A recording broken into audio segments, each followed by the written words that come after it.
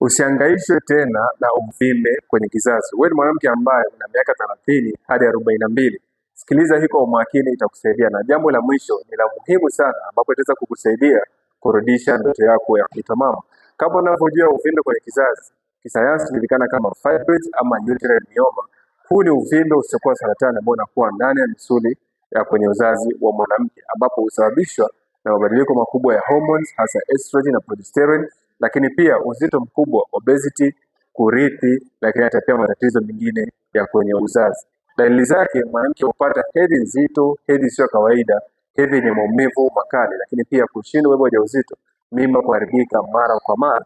Lakini pia dalili hizi mwanamke anapokaa nazo kwa muda mrefu humpeleka kwenye madhara, hasa mimba inayotoka nje ya kizazi, ectopic pregnancy, lakini pia kusababisha mirija kuziba, kupata ugumba wa muda mrefu. Usisubiri hii hali ifikie huko. Kwa hiyo mwanamke ambaye unasumbuliwa na hili tatizo, wasiliana nasi leo tuweze kukusaidia kutatua changamoto, lakini pia kurejesha ndoto yako ya kuitwa mama.